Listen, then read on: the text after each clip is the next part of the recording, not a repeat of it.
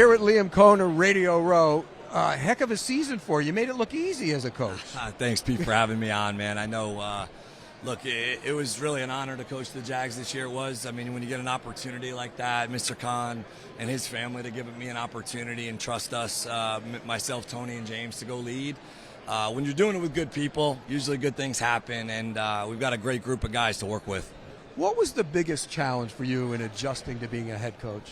I think just, really putting your blueprints on everything, right? Like the schedule, the format, OTA, phase 1, phase 2, phase 3, training camp.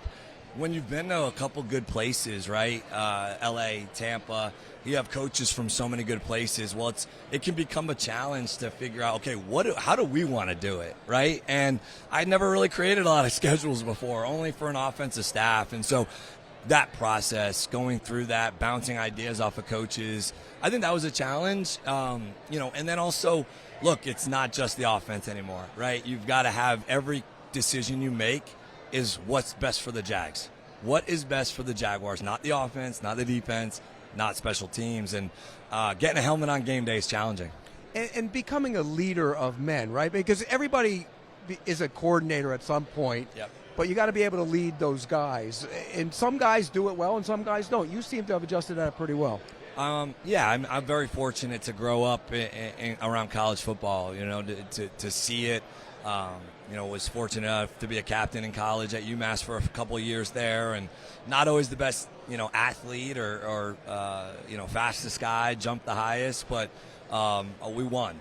We won in high school, we won in college. So I think that, when you can get people to follow and to continue to try to make the best of their situation and get the best out of people, typically they're going to listen. You got a great season out of Trevor Lawrence. Clearly he played his best football. But you said, I think, in one of your last press conferences that there's more coming in terms of the offense and what he's going to be doing.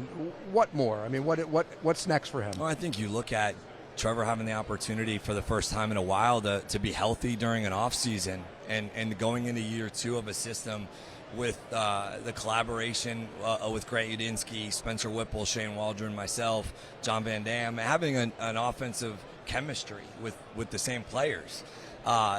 We can get a lot better at the details, knowing the why. I think he continued to ascend in that area. And then starting to now challenge some of these rules, right? Challenge some of these coverage structures we see against our own defense with some of our concepts and schemes so that he can really start to take his game even further to another level. I thought I was very proud of the way Trevor approached this season and finished this season. A lot of meat on the bone, though. When you get to a point when you kind of surprise a lot of people, I think. You get to the playoffs and you lose, but then you look back at it and you go, was it a successful season or was it not?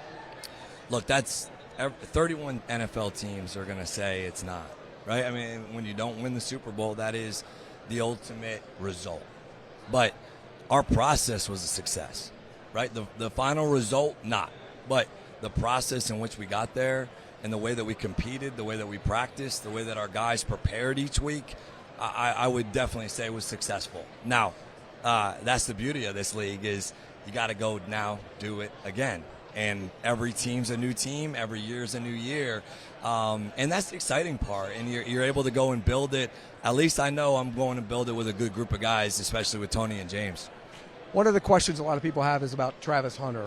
He got hurt, didn't play a lot of the year. What's the plan for him going forward? Yeah, first and foremost, I mean, Travis looks great right now. I actually was in the weight room working out last week, saw him bouncing around, bouncing through, looks great, walking around. He's excited, right? This was a minor setback for a major comeback, and he's extremely mentally tough. He's resilient. He's never had a major injury like this in his career, and so, but he's attacked it the right way. We're going to continue to be able to evaluate, all right, what does his schedule look like? Where do we need him more on this day or as a team? And we'll continue to be fluid with that. But I'm excited about adding, Travis back into the fold, getting him back in, because when you're hurt like that, nothing hurts you more as a player.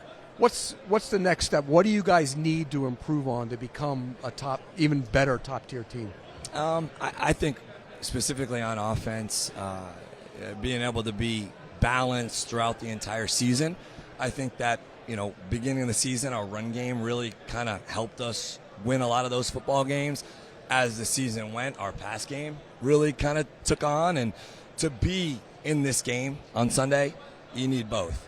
You need them both, and you need to fire on all cylinders in the playoffs, right? You got to play your best football in the playoffs, and we didn't happen to play our best football against the Bills. So, and then defensively, we've got to continue to limit the explosives in the air in the pass game on third down especially, and continue to find ways to affect and impact the quarterback in the pass rush. So those are some of the areas we're looking to improve. You get your two coordinators back. I mean, Yeah. they look like they might go, one might go, or both might go, Yep. and yet you get them both back. That's big for you. Huge. You hire young first-timers to have a runway, and then we end up having those guys get more interviews than I did. So they deserve it.